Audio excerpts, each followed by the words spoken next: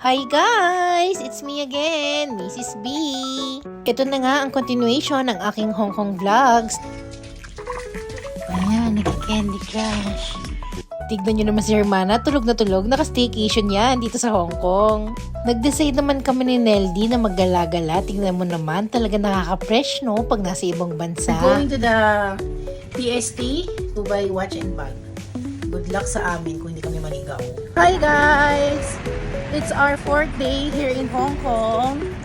Ayan, ang aking sister, Neldy! Bakasyon muna. Oh, day off ng mga OFW. Ganyan yung mga outfit natin pag nasa ibang bansa. Ito naman yung view while walking. Ang sarap talaga mag-stroll dito sa Hong Kong, lalo na pag paggabi na. Sobrang dami ng ilaw at ang saya-saya, no? At isa pa dyan, napakalamig. O dumaan muna tayo dito sa Best Mart, trending yan. Mura mga pasalubong at bilihan dito sa Hong Kong. So guys, nandito kami ngayon sa Best Mart 360. So dito na kami mamimili ng mga pasalubong.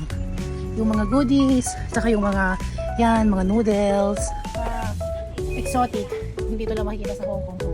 So may mga naka-discount din sila. Pag nasa ibang bansa ka talaga, hindi mo rin mapipigilang gumastos kasi ang sarap din naman bumili ng mga wala sa atin. Mga beef jerky, pork jerky, yung sister ko kasi gusto. So kukuha tayo. Pork jerky na lang. Ito, black, dalawa na lang. Isang black peppermint at saka beef. $55 Hong Kong dollars ang isa. Oh, Swiss Miss. Para to sa amin dito. Kasi walang mainom sa hotel. At saka ito na lang siguro. Yung sa baba ito. Ito.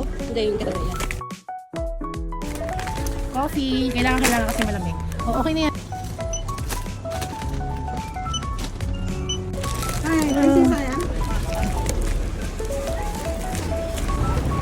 Thank you, Best Mart. Nakamura kami. Mga pasalubong.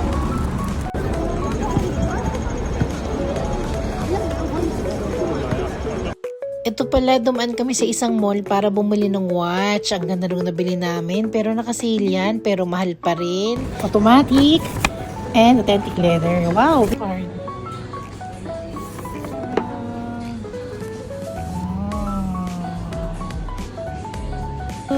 Yeah, welcome. Hi! Merry Christmas! Thank you. We're here at saan mo tayo na Central Hong Kong. Kumain kami ng rice meal.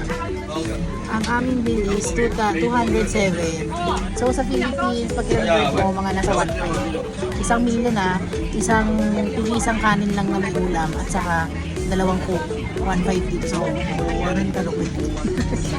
So, pati sa space, very organized sila. Alam nyo ba, magkati isang table kami, pero meron kami na-share na other person. So, yung table daw is good for 4. Kaya may uupo pang ibang tao. Ay, ito na yung food. Halos malaglag na itlog ko eh. Oh. Guys, sinerve yung food ko. Halos malaglag na itlog ko. Kainis. Isa pa pala, dito sa Hong Kong, lahat ay nagmamadali pati nga sa pagsiserve ng food. Kaya ayan, halos malaglag yung itlog ko sa plato.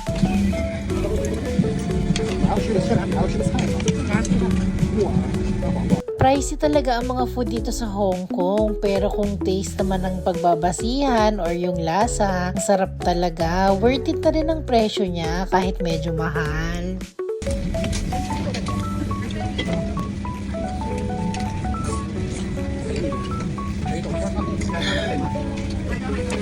From 10 out of 10. Super sarap. After nga namin mag-dinner, na daanan namin to. Ganito pala yung mga street food sila dito sa Hong Kong. Blockbuster din ang pumipila dahil ang haba. At syempre, napapila na rin kami. Nagpabili nga yung mga kapatid ko niya. Nag-take out na lang kami kasi nga ang haba ng pila at ang lamig-lamig na rin. Happy! We're going to ride the 26 bus. Nakasakay kami ng bus. Kami naka-check-in sa Aeon Hotel. So, super nice ng hotel namin kasi sobrang lapit sa lahat ng establishment dito sa Hong Kong. Ayun lang. Thank you for watching. May kasunod pa to. Macau naman.